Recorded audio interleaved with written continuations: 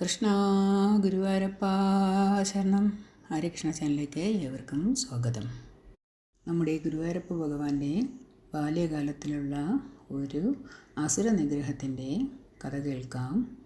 നാരായണീയത്തിൽ ഈ കഥ തൃണാവർത്തവധം എന്ന 43-ാമത്തെ ദശകത്തിൽ പറയുന്നു. ഭഗവാന്റെ ബാല്യകാലത്ത് ഒരിക്കൽ മാതാവായ യശോദാമ്മ ഭഗവാനെ എടുക്കുമ്പോൾ വല്ലാത്ത ഭാരം തോന്നി. അങ്ങനെ ഇത് എന്തു പറ്റി എന്നാലോചിച്ച യശോദാമ്മ ഭഗവാനെ എടുക്കാൻ കഴിയാതെ കിടക്കയിൽ കിടത്തി. ഇത് എന്ത് അത്ഭുതമാണോ, എന്താണിങ്ങനെ എന്നിങ്ങനെ ആശങ്കയോടെ ഭഗവാനെക്കുറിച്ച് തന്നെ ചിന്തിച്ചുകൊണ്ട് ഗൃഹവൃത്തികളിൽ ആ യശോദാമ്മ ഏർപ്പെട്ടു.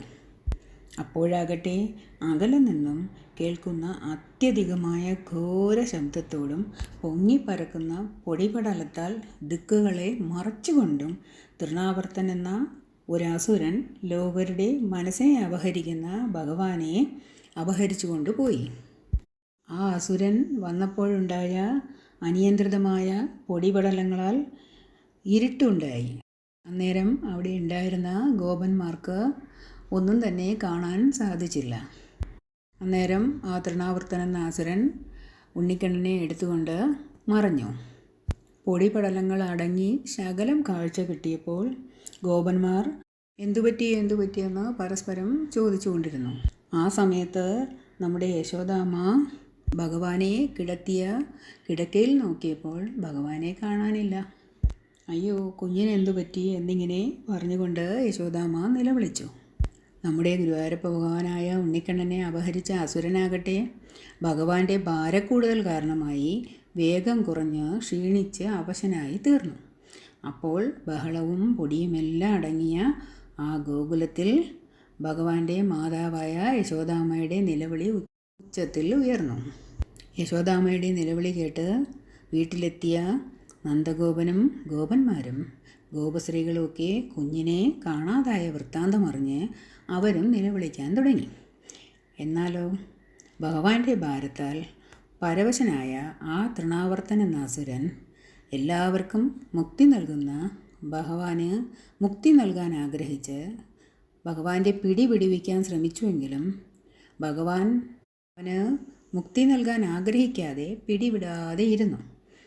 നേരം തൃണാവർത്തൻ എന്ന ആ അസുരൻ തളർന്ന അവശനായി ആകാശത്തു നിന്ന് താഴേക്ക് വീണു. അപ്പോൾ കരഞ്ഞു തളർന്ന ഗോപന്മാരും ഗോപശ്രീകളും ഗൃഹത്തിന് പുറത്തെ ഒരു പാറപ്പുറത്തായി പതിക്കുന്ന ഭീമാകാരമായ ഒരു ദേഹത്തെയും അതിൻ്റെ നെഞ്ചിൽ ഒരു കുഴപ്പവും കൂടാതെ ചിരിച്ചുല്ലസിക്കുന്ന നമ്മുടെ ഉണ്ണിക്കണ്ണനായ ഗുരുവായൂരപ്പ ഭഗവാനെയും കണ്ടു.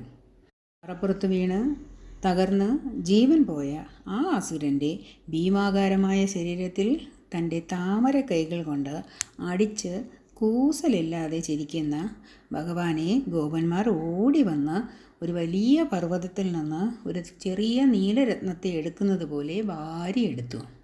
ത്തോടെ നന്ദഗോപർ തുടങ്ങിയ ഗോപന്മാർ ഓരോരുത്തരായി ഭഗവാനെ മാറി മാറി എടുത്ത് ലാളിക്കവേ എടുക്കാനുള്ള ആഗ്രഹവുമായി ശങ്കിച്ചു നിന്ന ഗോപികമാരുടെ കൈകളിലേക്ക് ഭഗവാൻ ചാടി വീണു. അവരും ഭഗവാനെ എടുത്ത് സന്തോഷവതികളായി. ഞങ്ങൾക്കിനി എന്താണോ ചെയ്യാനാവുക, ശരണാഗതരുടെ ദുഃഖമകറ്റുന്ന വിഷ്ണു ഭഗവാൻ തന്നെ ഞങ്ങളുടെ പുത്രനെ കാത്തുകൊള്ളട്ടെ എന്നിങ്ങനെ ഭഗവാന്റെ അച്ഛനമ്മമാരും ബന്ധുക്കളും ഭഗവാന്റെ രക്ഷയ്ക്കായി വേണ്ട പോലെ ഭഗവാനോട് തന്നെ പ്രാർത്ഥിച്ചു.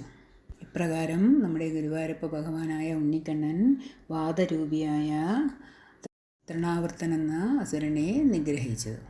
ഭഗവാന്റെ ബാലലീലകളും ഭഗവാന്റെ ബാല്യകാലത്തുള്ള ദുഷ്ടശക്തികളുടെ നിഗ്രഹങ്ങളും ഇപ്രകാരം തുടരുന്നു. ഹരേ കൃഷ്ണ. സർവം കൃഷ്ണാർപ്പണമസ്തു.